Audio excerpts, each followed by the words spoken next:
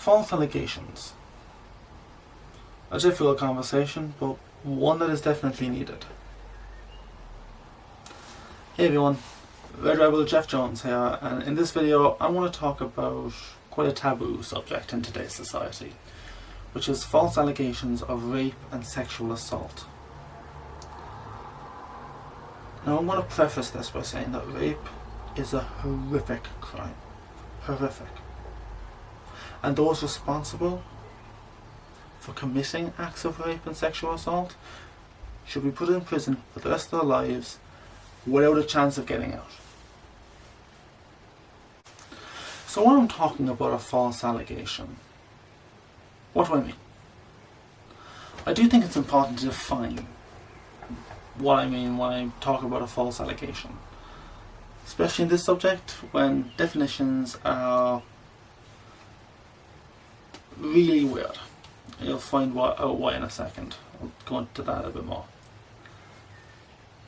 When I talk about a false allegation of rape or sexual assault, I mean a false allegation of rape or sexual assault is when an accusation of rape or sexual assault is made when the sexual activity was consensual, but it is being claimed that it wasn't, or when the sexual activity did not happen at all, yet it is being claimed that it did and that it wasn't consensual.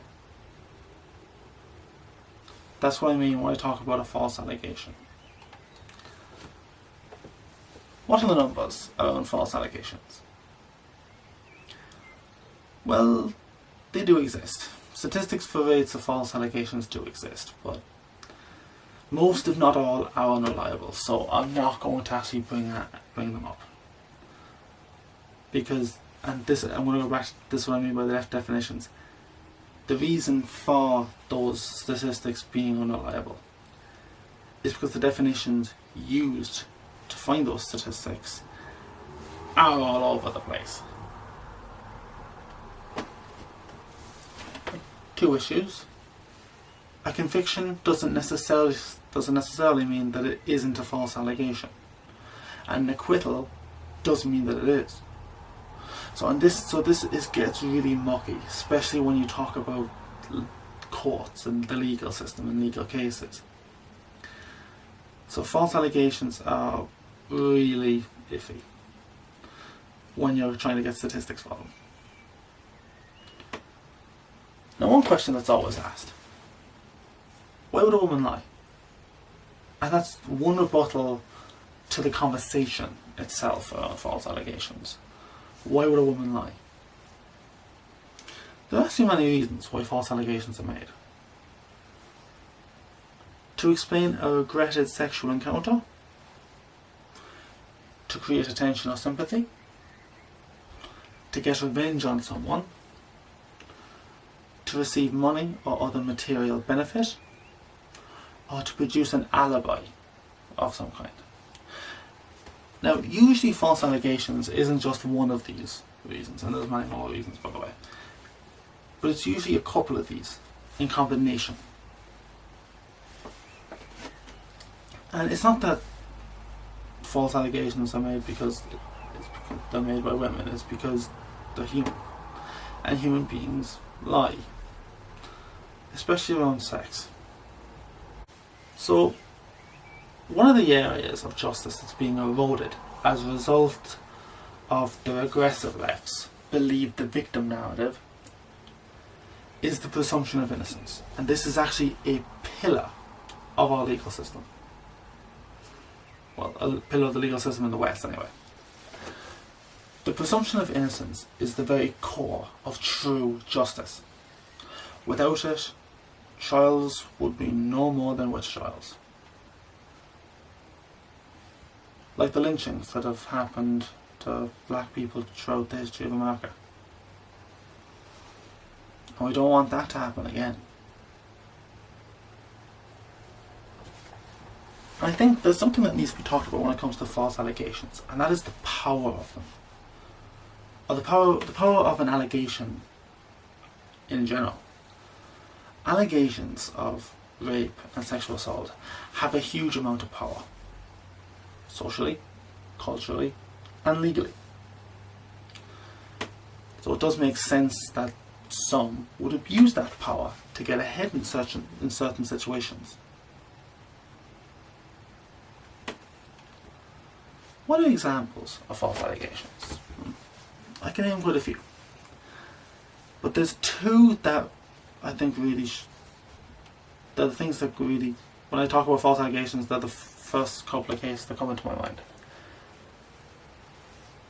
Mark Person was accused of sexual assault in a crowded tube station in London by an actress in her 60s. Now, I do know the actress's name. I'm not going to say it, because I don't want to give that actress any promotion. Despite CCTV footage showing that it didn't happen, because again, it's in the middle of a tube station, there's cameras everywhere, the Crown Prosecution Service proceeded with the trial. Ridiculous. And actually, the CCTV footage shows not just that it didn't happen, but also it was physically impossible for Mark Person to do what he was accused of. It took the jury just 90 minutes to come up with the not guilty verdict. Makes sense. And yet his life was destroyed by this. And he's been a strong advocate of dealing with false allegations ever since. Brian Banks was accused of rape by a classmate after they had consensual sex. Now, he took a plea deal and spent 5 years in prison, 5 years on probation, on house arrest, and was placed on a sex offenders registry. And this is kind of this whole thing of, if you're convicted, it doesn't necessarily mean that it isn't a false allegation. This ended up being one. She later admitted on camera, after he had gotten out, that she had lied.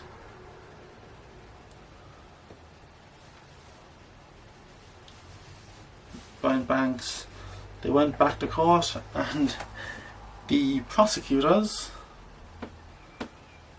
said, a line you never hear, we concede. For prosecutors to say that in a case is very telling. Brian Banks is a free man. He tried to get back into playing football, which is what he had a great chance of becoming a big star before this happened. But he couldn't keep up. The time he had lost had a serious impact. And he has been a very strong advocate for the California Innocence Project ever since. Now, I do want to go into something here. And a bit of a note to those who are raped, because it is a horrific crime.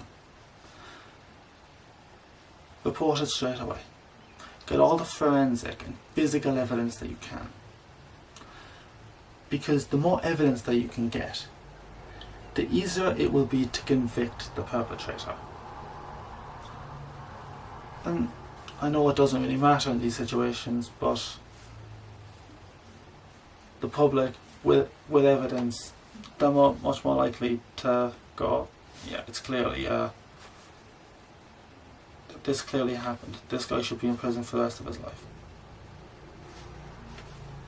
And I would agree in those situations. Where there's strong evidence, definitely.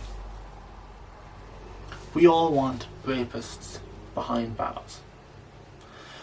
And getting as much evidence as possible is the best way to ensure that.